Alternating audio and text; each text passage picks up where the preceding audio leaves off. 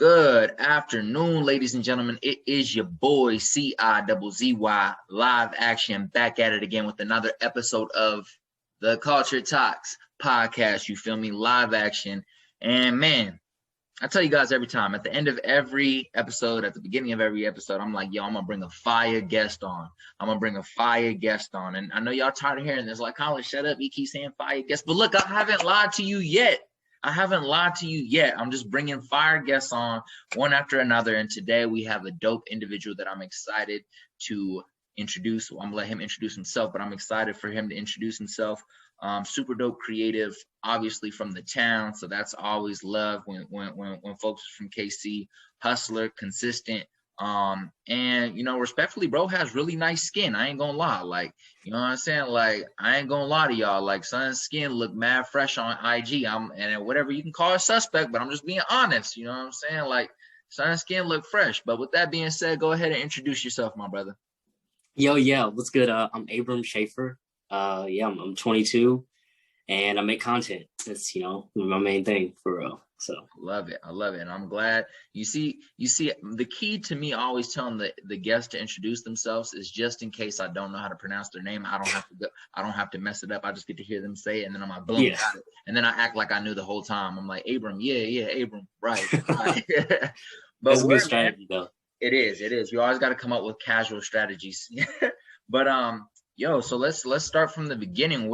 I know I mentioned it, but can you talk about you growing up in Kansas City? What was like early life growing up, family, school? What was school like? Were you a student? Just talk about early history of Abram. Yeah, so I'm from Kansas City. I grew up in Grandview for a little part of my life, and then my family and I moved to Liberty, Missouri, where I spent like the rest of my elementary to high school years. But yeah, I have, my parents, my mom, my dad, and my younger sister, and they kind of do music. My dad really doesn't, but I was forced to do music in church for real because my sister came out like singing really well. So they were like, you're going to do something. So they just made me choose what I wanted. So I gravitated towards bass. But that was really like the main thing. We moved to Liberty, and that was like a culture shock because I was kind of like the only Black kid in all my classes. Mm-hmm. And I was the nerd. So my dad is like really, if you think of like computer nerd, the way he dresses, that's how I kind of dressed. Like my pants was to my stomach, like the tight, belt and all this stuff, and Skechers and all this other foolishness. So let's not let that slide though, because look, here's the thing, that's a vibe, and people always got something to say when we young, but when you get older and like you just peep certain outfits, like you're like, yo, like the Skechers, the pulled up pants and the dress shirt with the tight belt with like some glasses is actually be like stuff that's in fashion now, which is kind of funny. Nice. You know what I'm saying? Like maybe not the Skechers, but the Skechers are comfortable, so I ain't got no hate on that. But like high socks with like, that whole fit with the beige pants or the black pants, yep. You understand? Like that's low key. It's in style. You just got to know how to dress it. But anyways, continue. My bad. I definitely make that agree. Statement real quick. No, I'm definitely coming back to that style. It's coming full circle right now. So, but yeah, like my dad, he works in computers. So, I grew up around computers, and like my dad would make me break apart computers and put them back together.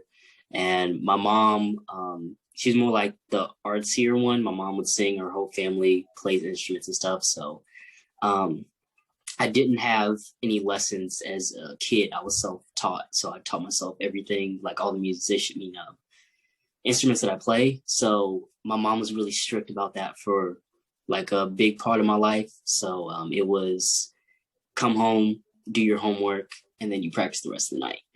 And so if I wasn't breaking up our computer, I was practicing, and it got to the point where like, if I wanted to watch TV, I formed like this discipline in myself to play the commercials. I like play to like SpongeBob. So like I learned like the theme songs on my bass, and that's how I practiced. So I was in school, I was quiet, didn't really talk, kind of insecure up until like high school. So really kept to myself, and listen to music all the time. So that was like my main thing. So would you say that like, so that like brought up a whole bunch of questions in my head. So like, would you say, first off, I want to ask, aside from bass, what other instruments do you play? Or is it, yeah, go ahead. Yeah, so I play bass, play a little bit of guitar, piano. I can play like organ, like the church, and then play drums. Nice, nice. And so were you like, when you were practicing each and every evening, was your mom like strict on the type of instrument, or was she like, nah, you just got to do some type of music? And was it stemming from she wanted you to be fire at church, or was she just really interested in you being a creative, like, just being creatively or musically inclined? So in your opinion, obviously you can't say exactly what it was because that's in your opinion.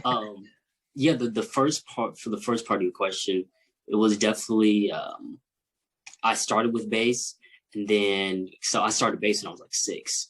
So I started with bass, and then just in my own time, I just veered off into other instruments. Gotcha. So then the second part, so the Baptist church that we went to was kind of like a family church. Mm-hmm. So I'll get laughed at a lot when I played because I didn't really know how to play that well. So my mom was a part of the choir, and she didn't like that they were laughing at me. So she was like, "You're going to practice. So then one day they're not going to have to laugh at you. They're going to be asking you, Abram, come and play for us." I was like, okay, cool. So I didn't see it at the time, but I definitely like appreciate it. But yeah, I definitely think it was like, so I wouldn't get laughed at even more. So hey, yeah. At least your mom was on top of it. Like, nah, fam, we ain't gonna let that rock. But we're not gonna let you cry about it. We're gonna make sure you go home, practice, get better.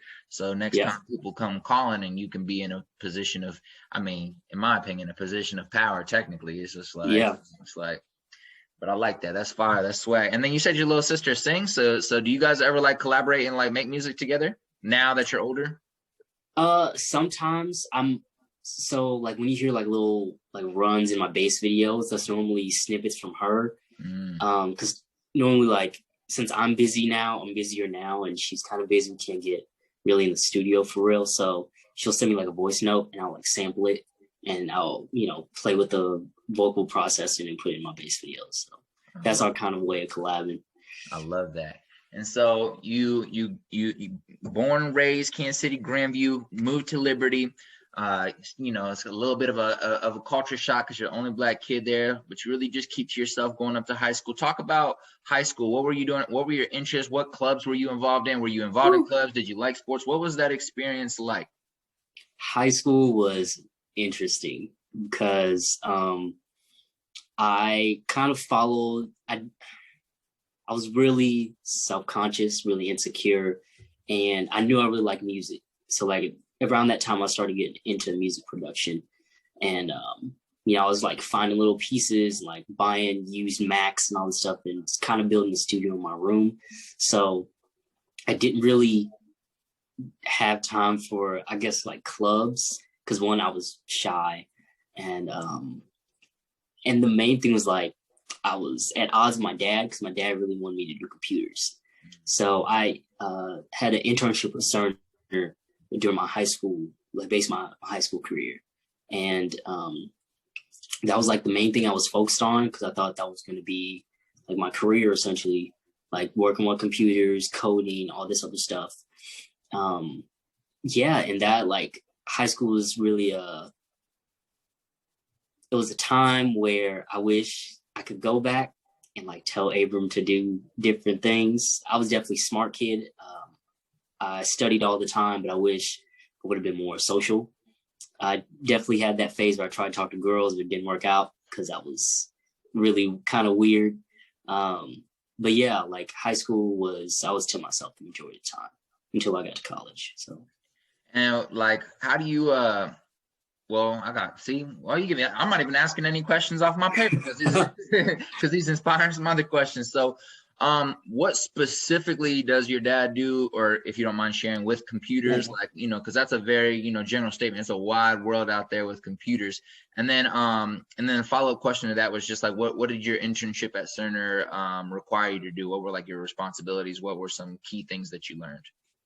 my dad, when there was Sprint before T-Mobile, my dad was basically like an executive at Sprint. So he worked with database warehousing and all the data that came in from, the content they put out, the cell phones that we use. He was like over that and contacted directly with the CEOs. So now he's shifted over to that and doing, for T-Mobile, he works within the fraud department and works with the executives for that. So yeah, then in Cerner, like when I had that internship, it was like touched on a lot of things from like coding, how to code, to like cybersecurity and the different avenues of how to get a job in any computer science field. It was interesting because I thought that was more like, I thought at that time that was confirmation that I should be in this field, because I got an internship and it was competitive. So I got in, and then I'm learning about all this stuff with computers, around computers every day. I think it helped me with like the process that I have now with making my content, because it was so structured.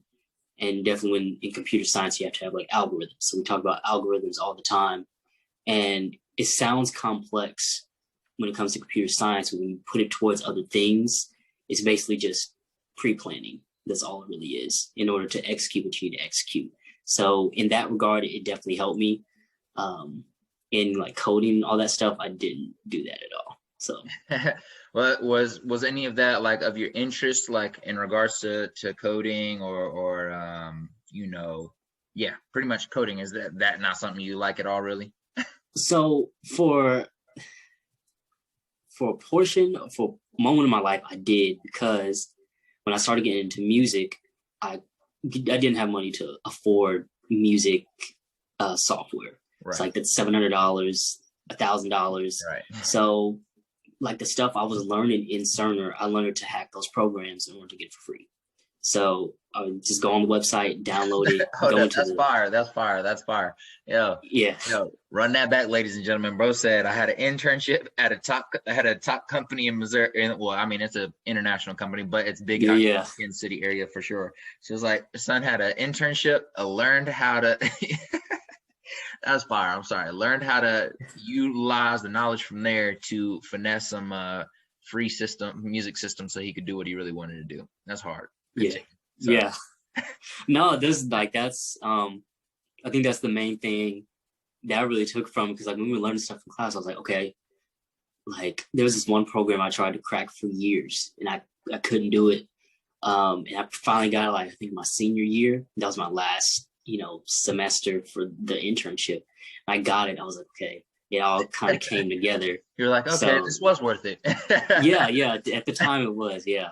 I like that. And just for my own interest, this is my own interest. What exactly does Cerner do? Because if you live in Kansas City, ladies and gentlemen, I'm sure you've seen all the massive campuses around Kansas City, with these super large Cerner campuses. They kind of look like evil scientist labs to me from the outside looking in.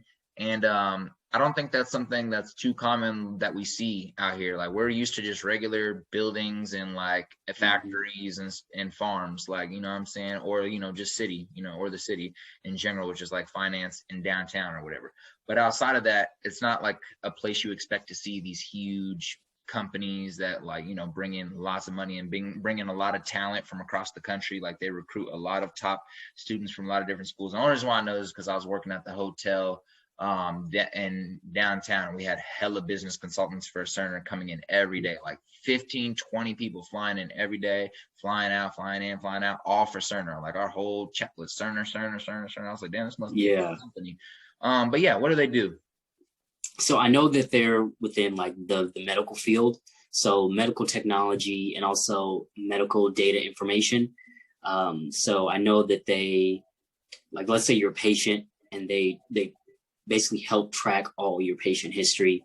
They also do some coding for the equipment that doctors use. So it just depends on, like, it's like a kind of a branch, because there's a whole bunch of different departments that all run the same thing.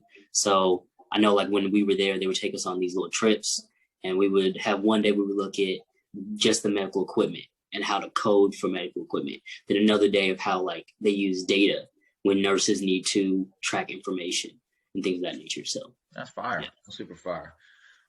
So moving into college, you decide to go to, I believe, Northwest. Yeah. Perfect. Yeah. So you decide to go to Northwest. What was the influential decision behind that? Like what influenced you to make the decision to go to that school? What are you studying, and how's that experience been? Yeah. So I was at a time where I really didn't know what I wanted. So Northwest was kind of, I just saw it. I was like, I guess I'm going to college. So, and my parents were really big on college. So I was like, I need to find somewhere to go. So I chose Northwest, and started in computer science because that's what my parents want me to do. And that was miserable. Like it was freshman year and sophomore year was just like, I didn't love it at all.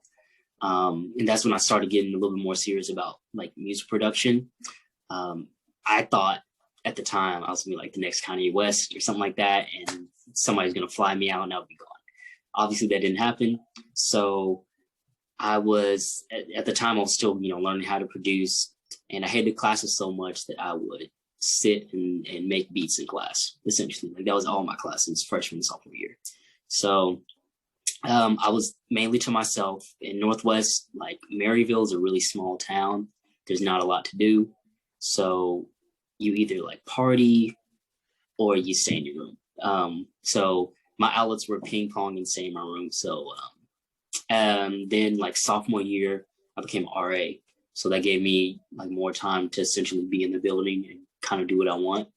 So then I think like sophomore year, at the end of sophomore year, I got really fed up with like computer science program because it was a back and forth situation. And I just changed into doing like audio engineering. And then I changed it with audio engineering with a minor in marketing. So I did that and been loving it ever since. So yeah. So what are some of the things that you've maybe learned, or some of the things that you're enjoying the experience of in this program in audio engineering? And like what are some of the things they're teaching you? What are some things that you're applying, that you'll be able to apply to your life, or that you've already applied to what you do right now? Go ahead. Yeah. So my initial goal, like I thought that, after I changed my major, I'll be just like working in studios. And I thought, that was going to be the move. But the more marketing classes that I took, I understood that like a lot of these agencies really don't know what they're doing creatively without going to outside production companies. Right. So my thought was, why don't I like mix the two? And I saw, that's when I started seeing more like personal brands grow on social media. And I saw a lot of high quality video, but I didn't see a whole bunch of high quality audio. So that the audio engineering side taught me how to like refine my skills, like mixing, mastering, actually run studio sessions, things of that nature if I ever need to be in a studio.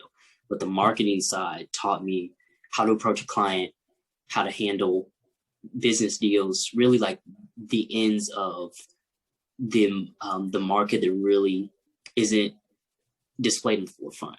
So the more I started like researching that, I was like, I can mix the two, and then I feel like I can get something going if I mix the two. So yeah, I love that. I think it's like moments like that when we see like an opportunity to explore something that hasn't been touched yet, because really like, I mean, when we look at success, or when we look at money, or when we look at building businesses, which is basically just providing value. At the end of the day, you're trying to provide value for people, or you're trying to provide a service, right? And in order to do that, you need to solve a problem. And big companies that do really well, or small companies that do really well, solve a problem by looking at what's missing in the market that they're interested in, and then like leveraging that new knowledge to like attack that area and provide what's needed. And I think with what you were saying right there, you were just like, yeah, I kind of noticed that there was a lot of like dope, personal branding coming out, like a lot of dope content, but the audio side was missing. And I was kind of wondering, is that what kind of like launched the content you've been sharing over the past few months in regards to shot on an iPhone? And like, because like when I look through all your content, right, I see a lot of like dope music, mainly like at the beginning, like, well, at least a couple months ago, right? See a lot of dope music stuff, and then I see it seems as if you're transitioning into like still music, but just being a little bit more like just creating more like content specific that's not specific to music. It's just like a mix of everything, audio, like being creative, like setups, like just walking in the crib, different angles, all types of things. So I guess what I'm trying to say is what inspired like the shot on iPhone series, and kind of talk about where you plan on going once you graduate, like with the new knowledge and with your new experiences. Like where do you plan on taking your talents, your skills, your interests? Yeah. So the first part, the shot on iPhone.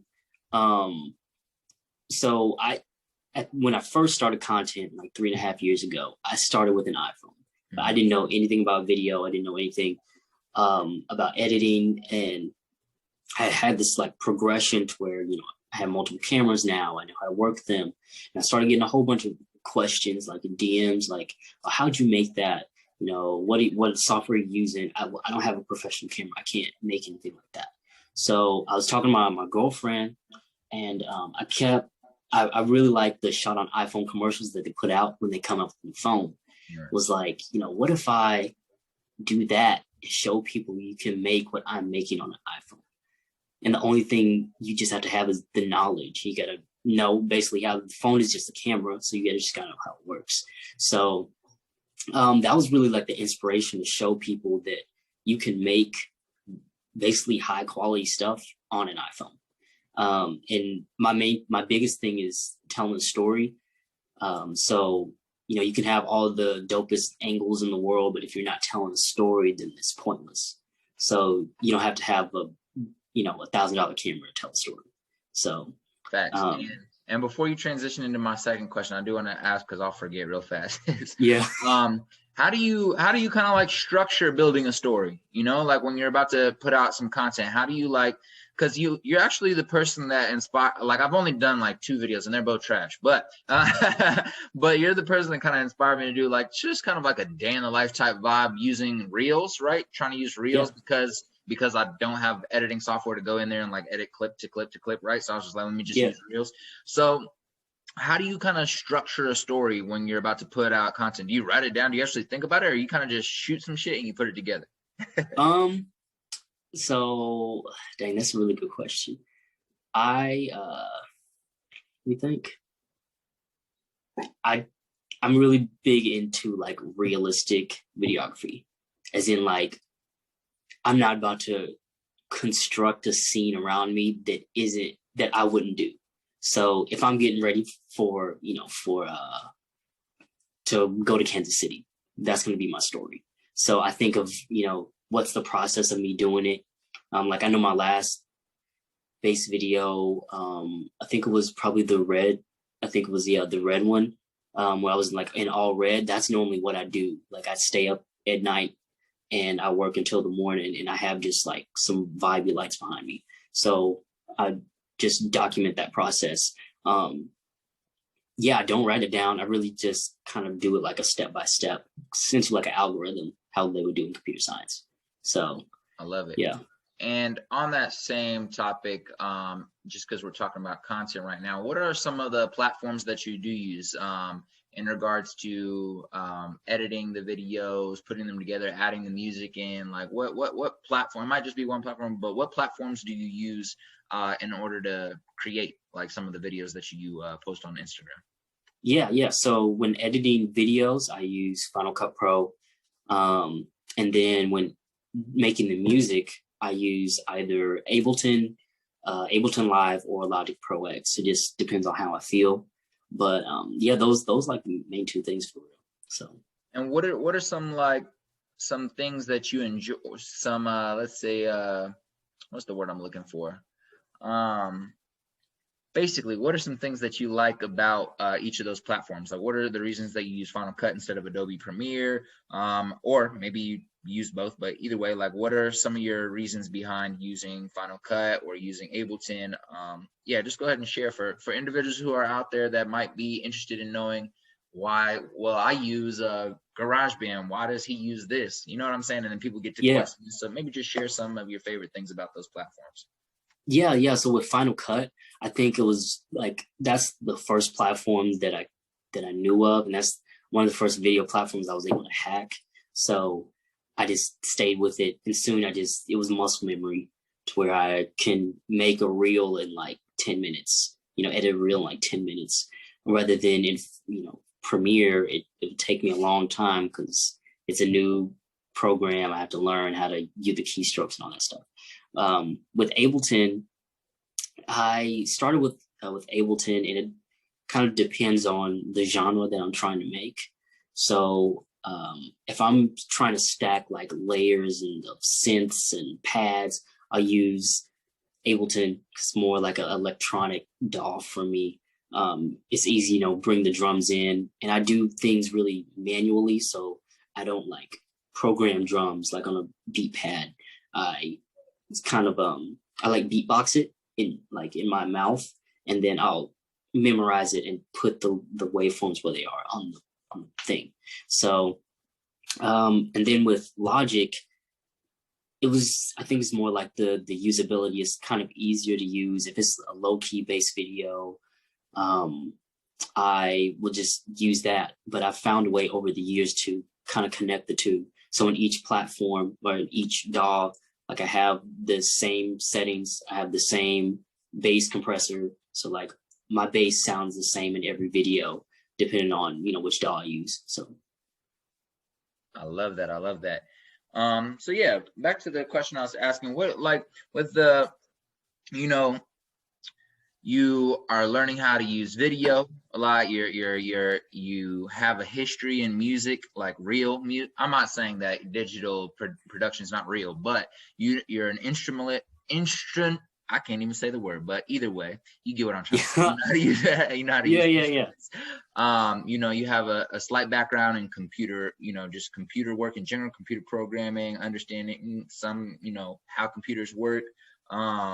You're studying marketing and learning about branding and so with all these skills that you're developing and already have, what direction do you plan to go once you go full force into trying to find your way into the workforce, or trying to find your way into building something? Who knows, maybe you don't want to work for anybody. So like, what are some of your goals after college, or once you like jump into life? Yeah. So right now I have a couple clients under my belt. So like have revenue coming in each month. And I also have like a full-time job at an ad agency downtown with Trendsetters. So we mainly focus on like Gen Z marketing. I love their work. Sorry, go ahead. I was just saying. Yeah. Everything Trendsetters does.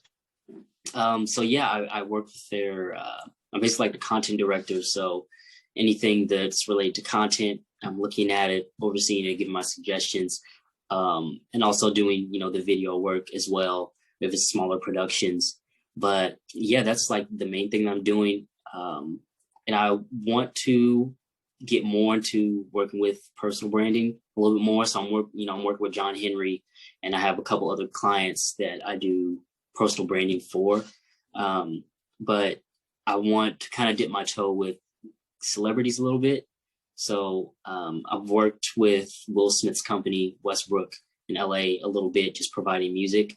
And we're gonna have to talk about that after this show's over. We're gonna leave some information out of here, but that's very funny, and you'll see why once we talk after. Go ahead. Yeah. So I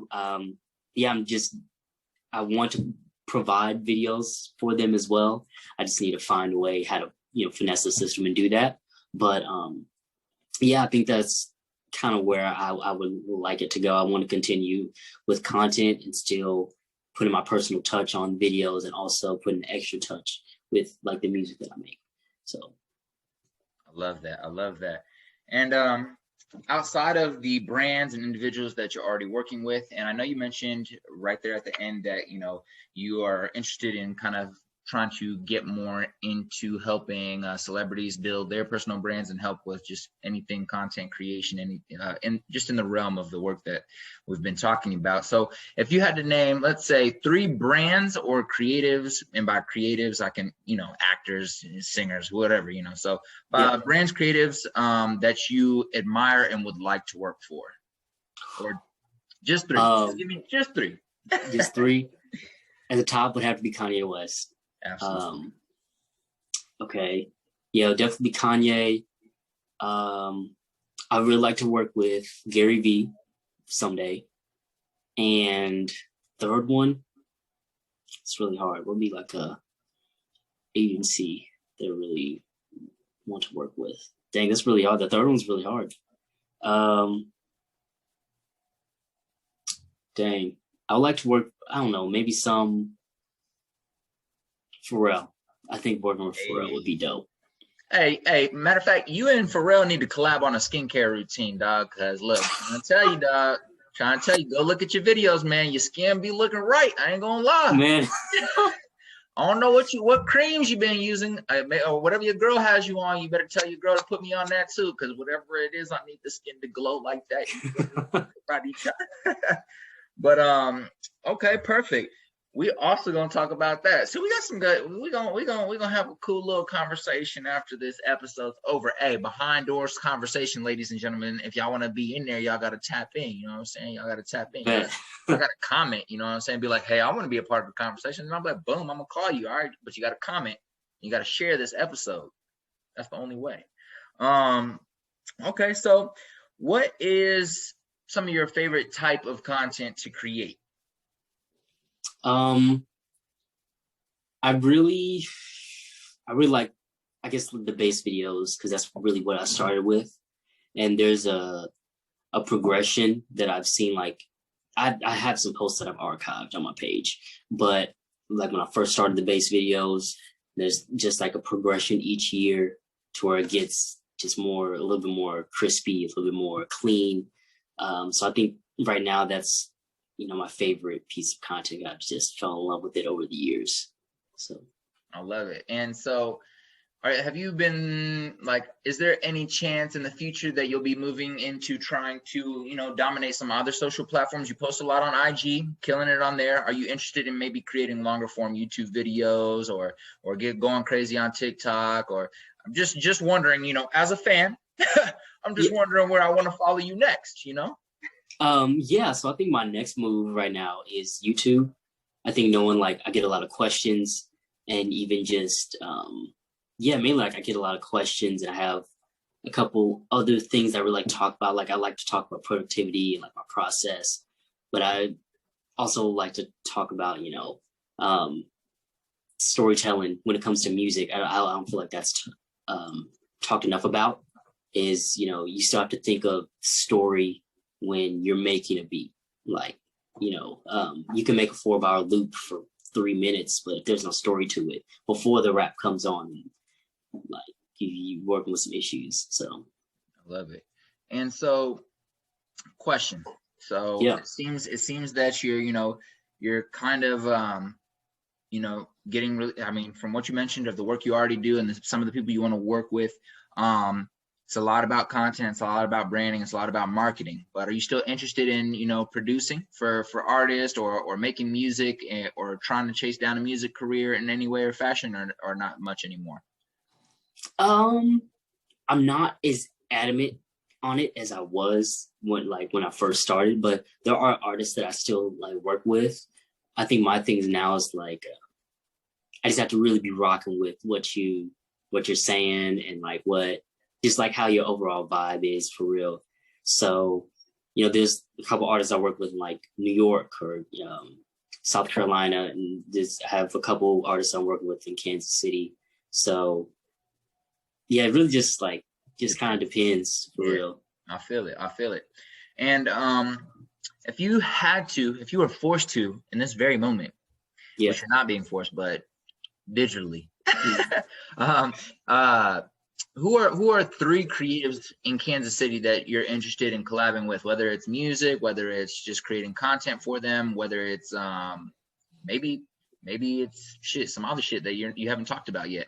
But who are three creatives that you'd be interested in collabing with, or that you've already collabed with and you want to do more work with? Yeah. So he was in Kansas City, he left. So, but I got to include him. His name is David Sosner. Hey, my guy, he was on here. You should go listen to that episode. Yes, I will have to, because the dude's amazing. I would love to work with him. Shout out, David. Yeah, so I would love to work with him. Definitely, who else? I really think Kai Colors would be dope. I would like to do something with him in any way, shape, or form. Kai Colors, and I'll say Ashan, I think. Yeah, I don't know how you pronounce it, but yeah, both of them have really been like, I've been seeing more of them on my timeline, especially on Twitter. And I really like their work, so any way I could work with them, I think that would be dope. So. I think that's my that would be my top three too, man. that's a great three choices. Yeah, man, all of those individuals are super dope. So I hope we're gonna try to make that happen for sure. Now, I got one final question for you. All right, yes. That's cap. I don't have one final question. I have three final questions. Okay. So if there's one, specific moment or specific, challenge or obstacle that you've had to overcome in life that you think really shaped who you are today, what would that have been? And, what lessons did you learn from that? I think it was, it's kind of two things. It was insecurity and rejection. When I got to college, my girlfriend lived with me. So it was, and everything I did was around her. So like, I felt like, it's trash. I wasn't going to go anywhere in life. And over the years, I became more confident in myself. And even, now with working with really dope people, I became more confident in my work, because I feel like those two things kind of connected with each other with me personally. Like, I felt really bad about myself, so I felt really bad about my work. So over the years, I've gotten more confident. I feel like I've developed a little bit of like a swagger that I wish I had in high school. But yeah, it was definitely, insecurity, not feeling like I was good enough. And then rejection, like learning. Now I'm comfortable with taking no for an answer. So like if I want to reach out to somebody and they say no, I don't think it's going to work. Cool. Like I can take that, because I know there's other people that I can work with. There's other brands I can work with. So, yeah. And how would you say that you worked through that and developed confidence? I know you said when you started putting out more content, working with more people, that helped, lift up your confidence in your work. But in regards to, more self-confidence of just about self, outside of your creative, outside of the work you do, how do you think you built that? And how do you think you built resilience, I think it was weird. As weird as it sounds, it was me being with myself and managing like my emotions. Like I'm kind of a workaholic. So if I feel something, like if I feel sad, if I feel angry, I'm going to work all night. Like I'm not going to think about it. I'm just going to work. And I had to, like I was during quarantine for real.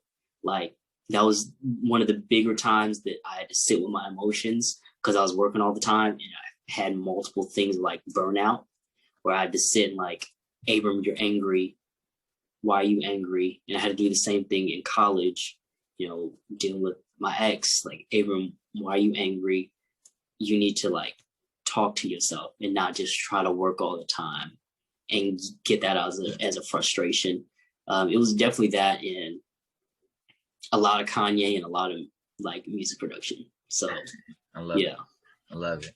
And if you had to give one piece of advice to a young creative coming up right now, say there's a 14-year-old at Liberty High School, at Grandview High School, at Paseo, wherever they go to school, and they're struggling with, actually thinking their work is good. What would you say is a mindset they need to adopt, or some things that they need to do to be able to build confidence in their work and really just go out there and do?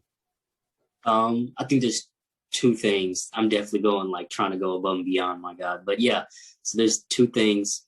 Consistency helps.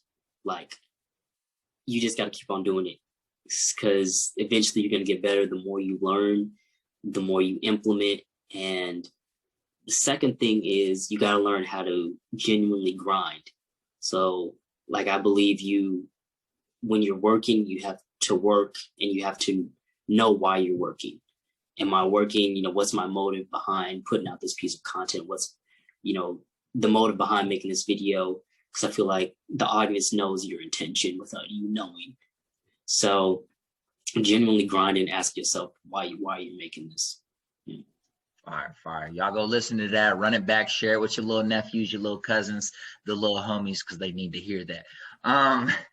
Number two, how does Abram define success? How do you define, because people get, really, everyone looks at success from a different point of view. Some people is like, it's just pure happiness. It doesn't matter how much money they're making, if they're wealthy, if they got generational wealth, if they're own things, whatever it might be. It doesn't matter about any of that. They're like, nah, I just want to be happy. You know what I'm saying? But other people are like, well, I want to reach this certain, place in my life and my career, and that will make me happy at the end of the day. But like, I guess the question is, what makes you happy, and what is, a successful, happy Abram's life looking like as you envision that? Yeah, I've never gotten that question, or at least said it out loud. So I think success for me personally is creative freedom. I think that's my big thing. Like, I want to be able to work with people that trust my creative vision, and not only, making money for it, but being proud of what I put out and seeing that someone else genuinely enjoys my creative process. And I think that's success and happiness to me. As right now, it definitely might change in the future, but as right now, that's definitely, what I feel. I love it.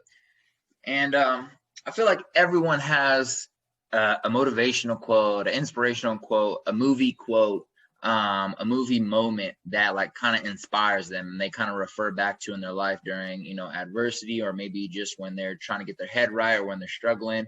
And yeah, if you had to choose one, if you could think of one right now, what quote, what inspirational moment in a movie or in a speech pops out to you in your head as just something that's influential to you in your life? Dang, that's really hard.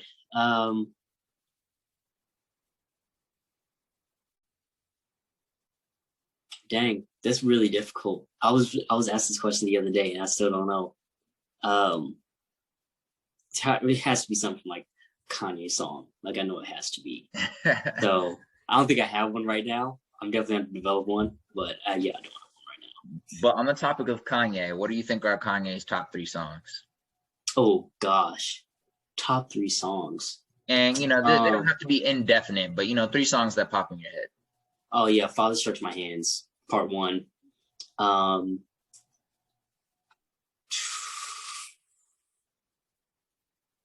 would say Monster by, on the My Beautiful Dark Twisted Fantasy.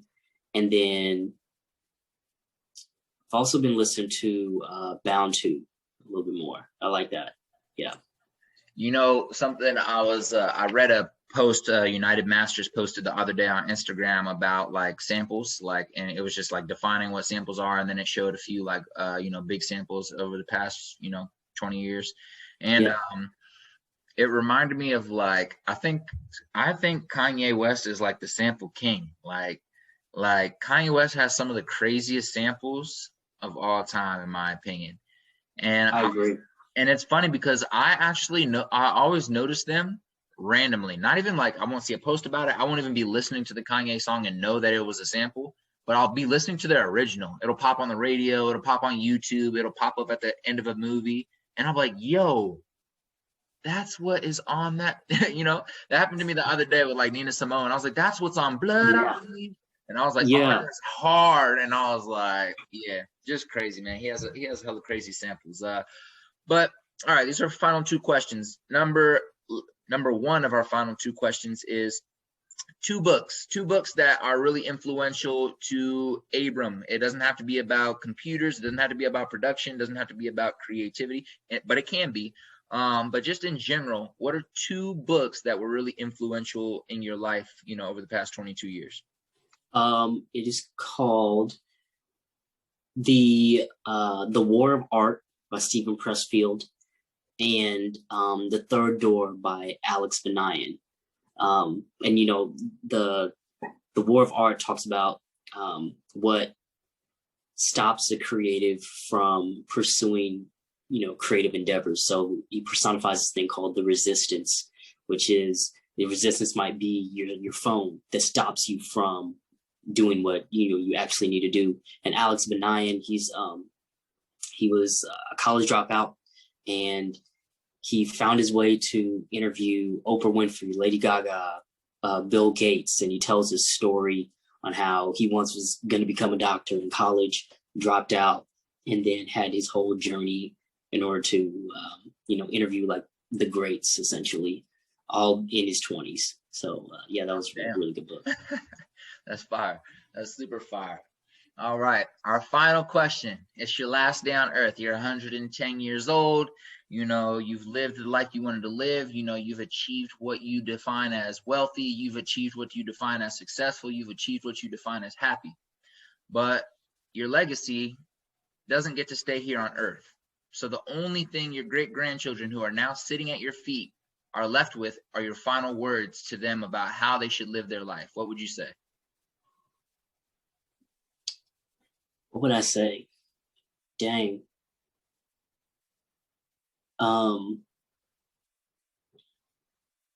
Dang, that's a really good question, dude. Dang, yeah, that's a really good question. I would say chase what you want to chase, as in like your goals, because you never know when it's your last, your last day. So you might as well just go all in. I love it. I love it. Go all in, ladies and gentlemen. Thank you guys for listening today. We really appreciate you tapping into this conversation. I'm really glad I got to talk to you today, Abram. Thank you for coming on to the show. This podcast is all about, providing a platform for young Black or young brown creatives to come on and just talk about their story. It's not always about the work that they do, even though that might, be a lot about them, but, just about who they are as an individual. A lot of us follow you on Instagram. A lot of us follow people on IG, but don't know, the difficulties they went through in high school, don't know, about what their parents did and why that influenced them to do this. So, it's just really an opportunity to get to know people that we enjoy and that we are inspired by. So I hope you guys enjoyed this episode. And with that being said, Abram, leave the people with where they can find you and how they can support you after they listen to this episode. So you can find me on Instagram at Abram Shaffer, and then you can find me on YouTube as well as Abram Shaffer. So perfect. And ladies and gentlemen, if you're trying to figure out how to spell Abram Shaffer, it's ABRAM space button SHAFFER. So go follow my guy on Instagram. Go follow him on YouTube. I promise you won't regret it. And with that being said, thank you guys for tapping into the show. It is your boy CIZZY. Salud.